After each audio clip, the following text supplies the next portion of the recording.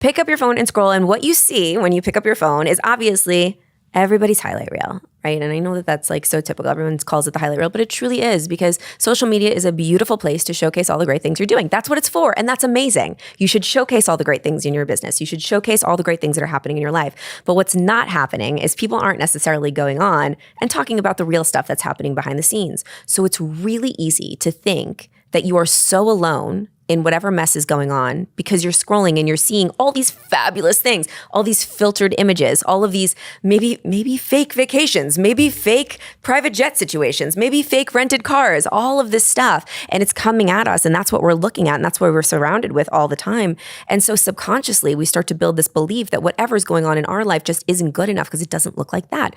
But we have to remember that that's not real. And so I see a lot of people that come to me, a lot of our clients, a lot of people that DM me, they're like, Jen, like I've been doing the thing that I thought I needed to do in order to be perfect online because I'm following all of these people and I'm seeing what they're doing, but I'm just feeling like it's not me and it's so hard to keep up with. And I'm like, what would happen if you just allowed yourself to take down the filter, to just take a deep breath and understand and know that the thing that is the messiest about you, the thing that is the most human about you is probably going to be the thing that A, helps the most people, and B, attracts the most people. And I learned that actually recently. So I never used to really be okay with being on camera with like no makeup on. That was always something, even when I started building my brand as like what I like to call like real Jen, like not heavy metal Jen that was going on before, but like being me. I still had this like filter up. This was before I wrote the book and everything. And I felt that I wasn't being completely authentic. A really good friend of mine who actually just passed away, Jessie Lee, and I want to mention her name always when I tell this story because she gave me this advice. We were in a mastermind together and we were sitting at this dinner, and she was like, you know what you should do? You should really go live on Instagram with no makeup on and put your makeup on while you go live. And I'm like, that's a terrible idea. I would never do that. Are you crazy? Because that felt scary and vulnerable, and no way in hell would I do that. And when the morning that I woke up and thought that I was going to write a book, I was like, I need to allow myself to be seen and fully connect with people. Otherwise, no one's going to want to buy a book from me. No one's going to want to learn how to be seen from me. No one's going to want to learn from me if they just think that everything in my life is perfect. Tomorrow morning, I'm going to go live, like what Jessie Lee said, and I'm going to put my makeup on. And if no one shows up, it's okay. I don't care. I'm just going to go on there and see what happens.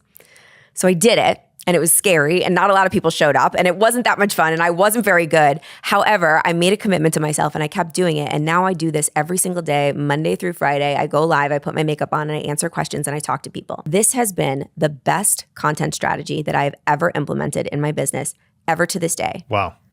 Ever. It's the best lead generator. It's the best people are connecting with each other. I've created community on this Instagram Live. They're all going out to dinner with each other. They're all coming to my event together. They're all like part of this group. They've all become part of my street team for my book. They all buy whatever it is I'm selling, whether that's a free thing or a paid thing, because we get ready together every morning. And because I'm allowing myself to be real. So maybe I've got a highlight reel when you look at my page, and that's great because I'm promoting myself.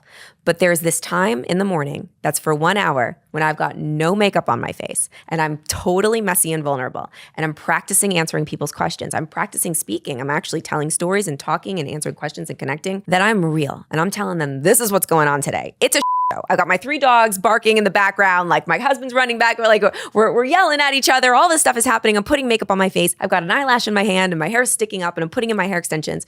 And that not only helped my algorithm, which you could probably talk about in a big way, like I'm sure going live really does help your algorithm, and I got a lot more engagement, but it also created a deep connection with my customer, my avatar, my dream audience member. What would you say to somebody who says, okay, so maybe I should put myself out there in a raw format, be vulnerable, makeup off, share about maybe my past or something I'm going through, an eating disorder, going through addiction.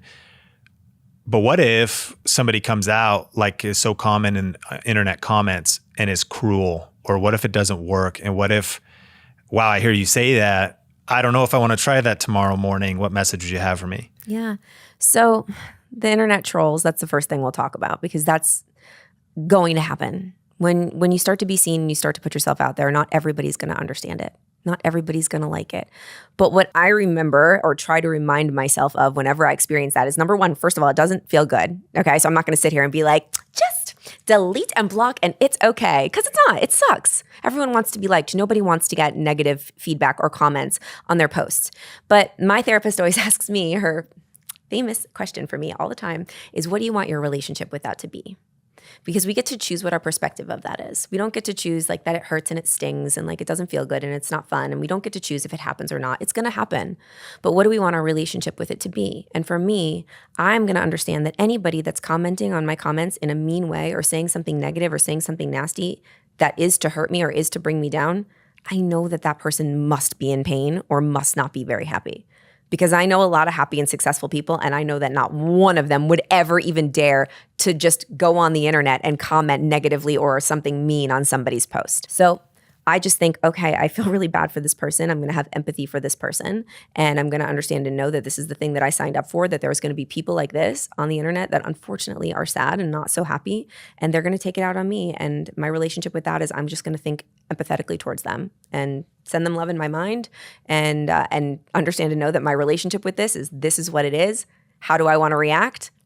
Understand that this is part of the game and move on, and try as hard as I possibly can to not let it affect me in a negative way or not keep me from showing up. Because for every single person that's on there talking smack, there's probably at least 20, 30, 40, 50 other people that really liked that post, that really got a lot out of it. And maybe for some of those people, it helped them in a way that I don't even know. Maybe there was somebody, if I posted about something that was really a big deal for me, maybe the eating disorder that I experienced, and I post and talk about that openly, or I talk about it openly in the book. For every person that's like, oh, I can't believe her, that's gross, or whatever, or might say something mean or negative because it might activate them, there might be a woman out there that's like, wow, I feel not alone now in this problem. And she really helped me to be able to like just flip my mindset around for this day, this one day, or just not feel alone in this today. And that's why I do what I do. To help one person every day. I call it the acronym that I use is HOPE. And I just think about maybe that one person that's on the other side of the phone that needs to hear that today. And when I get up and every day, if I get nervous to go online with no makeup on or share a messy part of my life or share something that's going on that I'm really afraid that people are going to judge me for, I think about the one person that might need to hear that today. And I just envision talking to them. That's powerful. HOPE. Yeah. Help one person every day. Mm-hmm. What a great social media vision and a content creator vision. And let's talk about branding. What is a brand? That's a good question.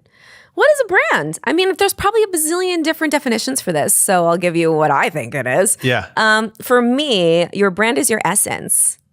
Your brand can change and your brand can shift, and your brand is actually who you are.